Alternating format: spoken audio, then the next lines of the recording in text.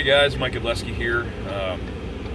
Got a Q&A question about how you can deadlift 3 times a week and not take a trip to Snap City. Well, first of all, me personally, I think with the presidential elections coming up, I would totally vote for a candidate that promised to dig a big hole somewhere where we just had a big fire burning all the time to throw people into that use the term Snap City.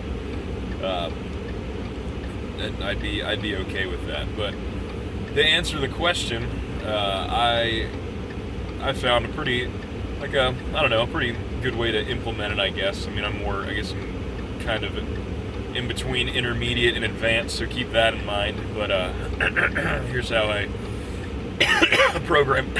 Oh God, I'm sorry, I'm sicker than shit today. Here's how I implement it in a program for somebody for the most part. Obviously, deadlifting is very, very stressful. There's a very high neurological demand. It just seems like anytime you have something, in your hands and you're holding on to it as hard as you can, just because how innervated and tactile your hands are, it seems like that seems to, wear people out a little bit more than say having a heavy bar loaded on your spine, or even bench pressing just because it's a lighter weight. But for most people, especially me. But typically stick to 2 times a week, and then some kind of assistance work on a third day.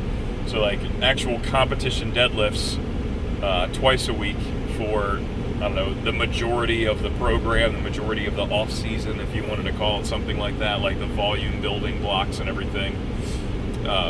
So then, that would typically be stuff around, probably typically nothing over 85% or so for either of those days. And I kind of just pick one day for a volume day, one day for either a couple of singles based off of RPE, or, a couple of singles around that 85%. And then nothing too crazy, and then just go totally apeshit on the variation day, something like RDL, straight leg deadlift, something like that. Usually up for a rep max, a 10-6 rep max or something, just constantly try to beat your own records on stuff like that. I call those character building exercises because they usually suck. And then, usually 8 to 10 weeks out, just start throwing in a third actual competition, form, technique, deadlift day.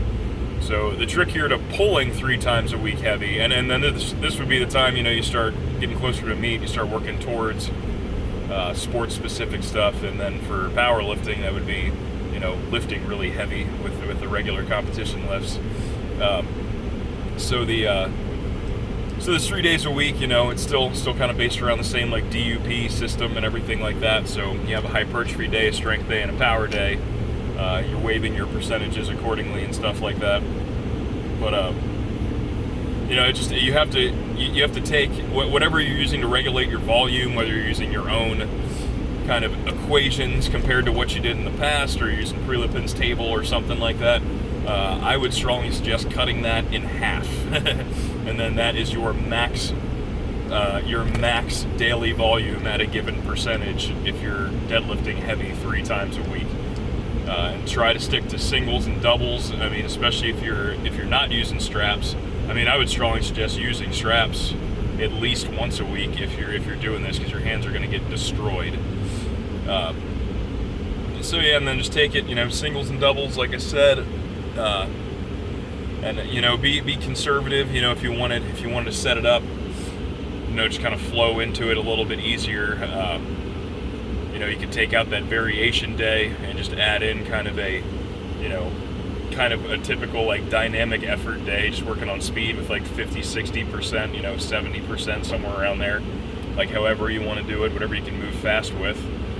And then just kind of build up from there, just to kind of add it in slowly, because just a lot of times jumping in right to 3 times a week, day 1 at 80%, day 1 at 8, or day 2 at 85, and then day 3 at working up to training max for that day can be kind of stressful for some people, which is perfectly understandable. So probably be a little bit easier way to work into it. Just kind of start doing some speed work first, and then just slowly just start upping the percentages. Maybe once every couple of weeks, work up to a heavier single around 85% after your main speed stuff is done. But I know I'm just kind of rambling at this point, just kind of giving some points to kind of, you know, how it can be done and how to work into it a little bit. I didn't really prepare for this video or anything. I just got to ask the question and thought I had some decent information on it. So hopefully some of this made sense, but, you know, feel free to let me know if I'm not, you know, making any fucking sense to anybody.